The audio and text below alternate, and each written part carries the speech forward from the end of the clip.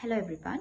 So today I will be doing a lesson on the subject of legislative drafting and statutory interpretation, and under that I will be talking about the second lesson, that is meaning and function of legislative drafting. So under meaning and function of legislative drafting, the area is, I will be dividing the area into three main topics, that is who drafts legislation in the modern world, then the meaning of legislative drafting, and then the function of the legislative draftsman. Now, before moving on to these three main topics, let us just get a little bit of background into the whole topic. So, legislative drafting is a very onerous task. So, onerous means that it's a task or a responsibility that involves a great deal of effort, trouble, or difficulty. So, basically, onerous task means that it's not easy to do. So, mainly legislative drafting involves itself with the political, economic and social issues that are not easily resolvable. So, therefore, legislative drafting is an onerous task. So, let us take an example.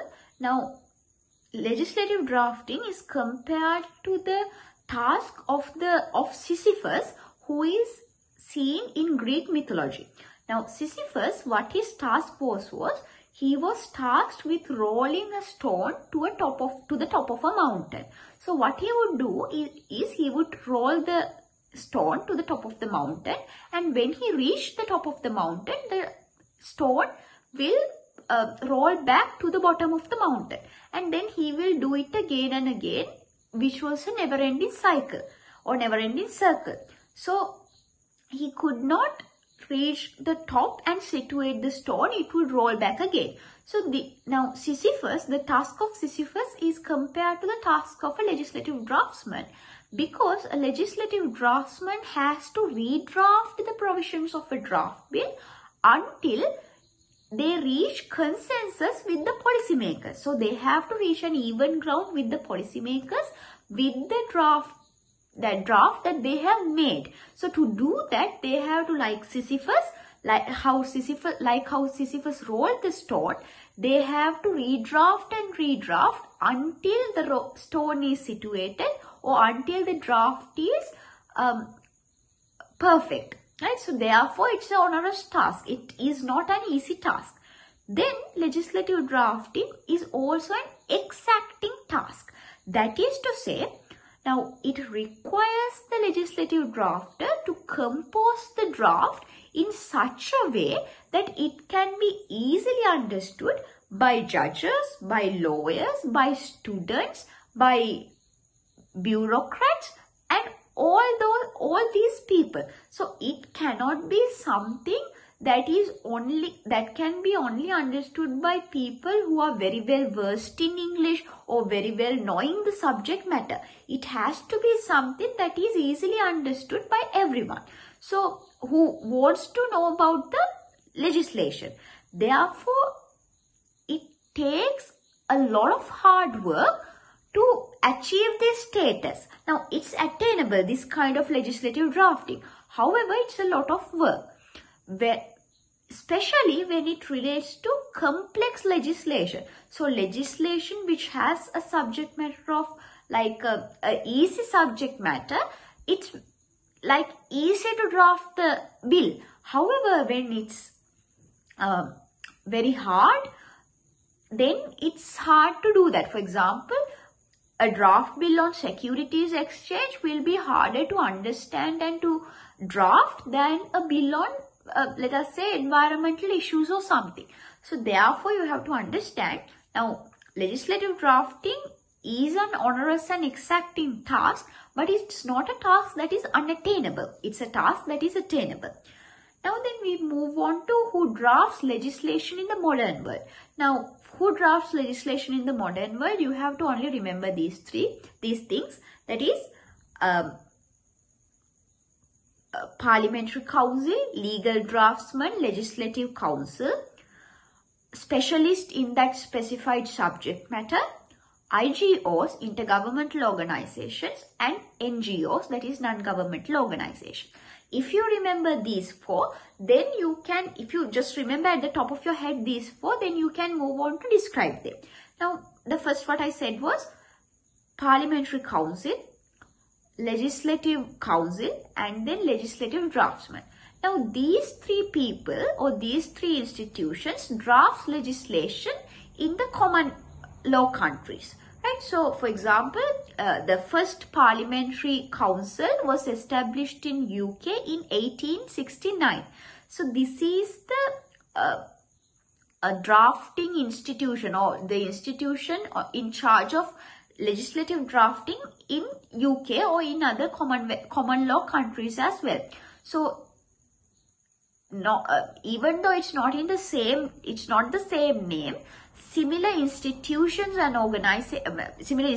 and departments are established in other common law countries for the preparation and drafting of legislation. So, common law countries, it's the Parliamentary Council, the Legal Draftsman, or the Legislative Council. Then we move on to civil law countries. In civil law countries, there are no Parliamentary Council, etc. There is no specific institution. However, there are specialists in the government who are responsible for the subject matter of legislation. Now, for example, let us assume the treaty of, the act is on, or the legislation is on environmental something. Then there are specialists in the government who are responsible for that subject matter or the environment. Then they will be charged with legislating this draft bill or this bill.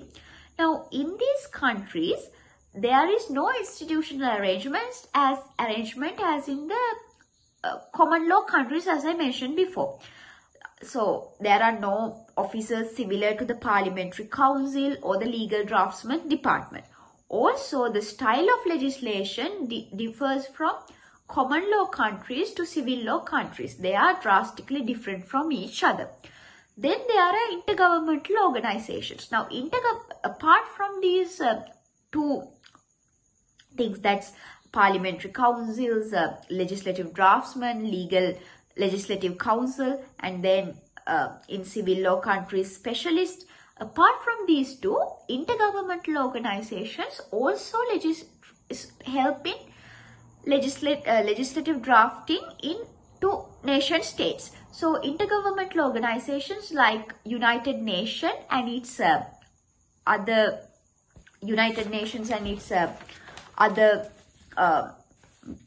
specialized agencies, Commonwealth Secretariat, and regional organizations such as European Union, CARICOM, and ASEAN. These also help assist member states in the legislative implementation of treaties at international or regional level. So, for example, in a intergovernmental organization, nation states will enter into different treaties. Now, these treaties has to be implemented in the nation state for it to be effective. To do that, sometimes the legislative draftsman or the legislative council in that country will not have resources or will not have the capacity. In such cases, intergovernmental organizations will help these nation states by giving them model laws or by giving them a model to follow in which under which they can make their own bill or draft their own bill. So, non-governmental organizations, the same thing happens. They provide model laws in multilateral treaties as member states lack the capability of drafting or legislating for themselves. Right? So, keeping that in mind, now you understand that there are 4 people in the modern world who legislate. Then we move on to the meaning of legislative drafting. Now, the meaning of legislative drafting, there is no one meaning that we can pinpoint to and say that this is the meaning of legislative drafting. Rather, it's difficult to define what legislative drafting is. However, it can be defined using a lot of descriptions and illustrations. So using a lot of points, we can say if there are these points, this is legislative drafting. Now, the first thing you have to understand is, now Professor Frank Grad, who was a professor at the Columbia University, New York, USA, described legislative drafting as this. So he said, now the task of a legislative draftsman is to help resolve a problem by legislative means. So as I mentioned before, it's an exacting task because it mainly concerns itself with social, political and economic issues which are not easy to resolve. So it tries to resolve problem by legislative means. Now, according to Professor Frank Grad, to resolve a problem, first you have to understand the problem. Then you have to know as much as possible about the conditions or reasons that give rise to these problems. And it's also necessary to know as much as possible about the existing laws that already address this problem which has not been effective. So you have to know why these laws have not been effective in addressing these situations. So only then that you can successfully draft a legislation that addresses and that takes effective measures to prevent or to find solutions to the problem. Now, for example, a legislative drafter must undertake interdisciplinary research. That is to say, a legislative draftsman cannot draft a bill on something just on knowledge on that problem alone. You have to know about problems giving rise to the main problem and the root causes of that, and what are the other problems that might arise if I were to legislate this bill in such a way. So you have to have interdisciplinary research, and you have to analyze not only in regard of the subject matter but also in regard to best practices resulting to such draft legislation. Now, legislative drafting is not a copy-paste kind of practice. Legislative drafter is called upon to legislate on a unique matter. You cannot take a draft bill of another legislation and then paste it to this legislation, because that cannot be done, because every problem is unique and every problem needs a legislation that is effective, that addresses to the problem itself, and it cannot be a copy of some other legislation or some other draft. Now, keeping that in mind, then we move on to another meaning. Now, legislative drafting can also be described as a form of communication. However, this form of communication cannot be in such a way that it, like in literature, or journalism. So in literature as well as journalism, we use a lot of words to invoke some feeling or some sense that is not necessary. That is to say, those words you can say it in a straightforward way. Then in literature, you can say it in a roundabout way, which is more beautiful, which is more like heartfelt. However, those are excess words. In legislation, legislation is a form of communication that does not need these excess forms. It has to be exact. It has to be done in such a way that everyone who reads this bill understands this. However, up to date, many of the legislation in many countries, including in Sri Lanka, is very hard to understand and very hard to comprehend. This is because we use a language,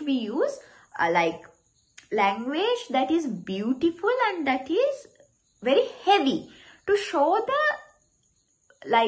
the effectiveness or to show the status of that draft bill in a way, because the same thing can be said in very light, very easy words. However, that is also the skill of a draftsman. The draftsman has to know how to communicate through the legislative bill without using excess words or elegance or for elegance or variation. It has to be straightforward and it has to be understood by everyone who reads the draft bill. Now, that is another thing. Another meaning is legislative drafting can be also described as an art form. That is to say, now President Obama stated that legislative drafting is like a good legislation is like a form of music. If it's good or if it's easy to understand, again we go to the point of form of communication. If it's easy to understand or if it resonates to you, if it can be understood by you without having trouble to go through the words, then it becomes an art form. Now, it's like a good music. So, for example, the Lord King states that, so he is the first parliamentary counsel in UK. He says that legislation must be prepared in the same way that razors are made to sell. That is to say, it must be marketable. If legislation is done in archaic language which nobody can understand, then the chances of it being marketable or accessible to the public is very low because people would not know what it means in the legislation. So therefore, it is an art form if it's a good legislation. Now, legislative drafting can also be described as a science.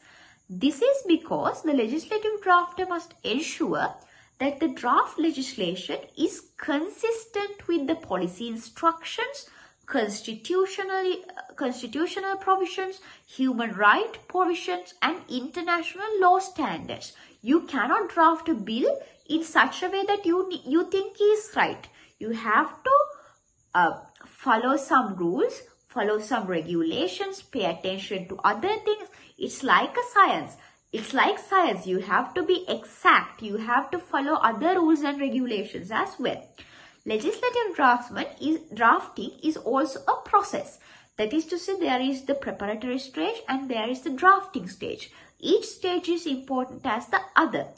If policy issues in each stage is not resolved to a satisfactory level, then the end result will not be a good legislation. Then legislative drafting can also be described as a technique. Even today there are many techniques in legislative drafting that gives effect to policy by principle and subordinate legislation. Now then,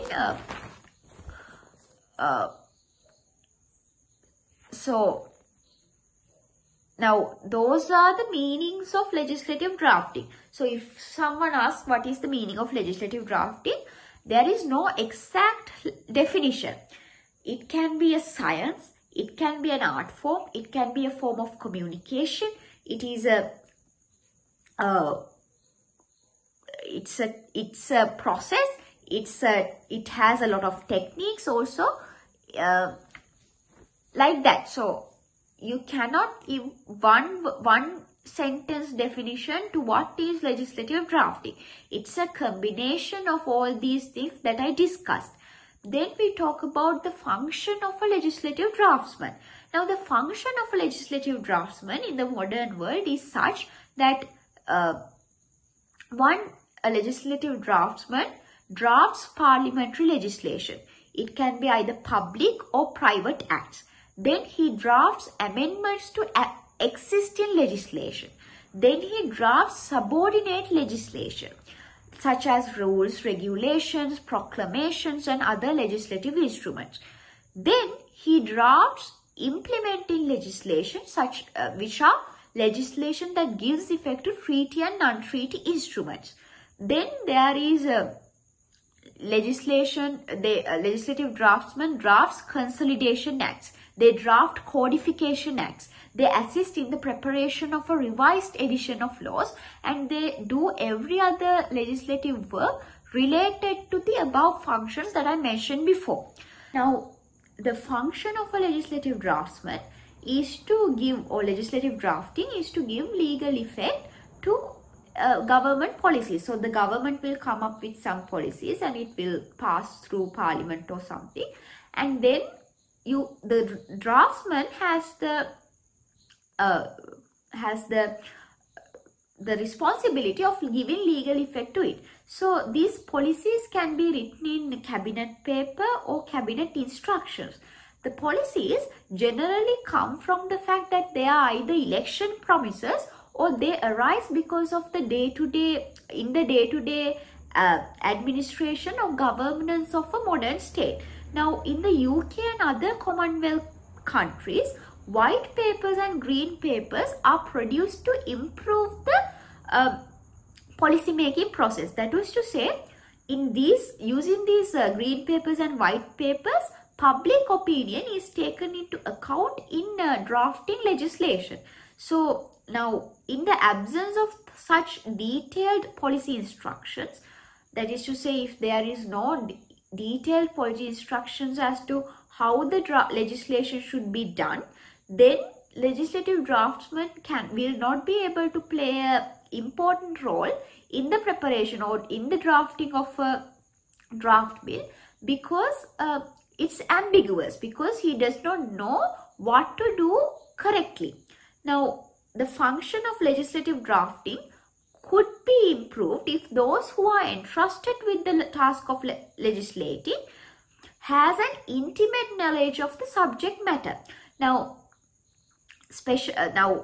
if, as I mentioned before, if the policies are not given in great detail by the government or by the people who pass the policies, then if the person who is entrusted with drafting has a good knowledge about this subject matter, this area, then it will not be a problem for him to understand what is needed in this legislation, because he genuinely knows about this subject area.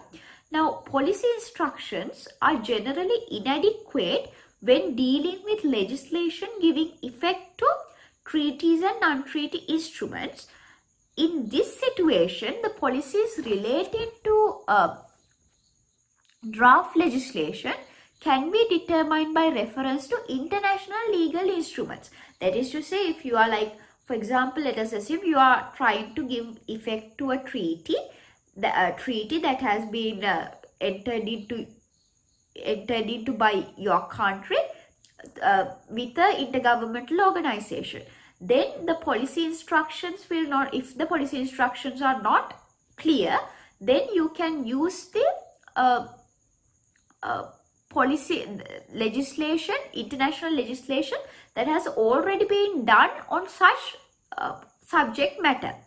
Now, in exceptional situations, the instructions or the policy instructions can be given orally as well, right? So that is when talking about the function of a legislative draftsman. So I hope you understood this lesson, and thank you for watching, and see you later.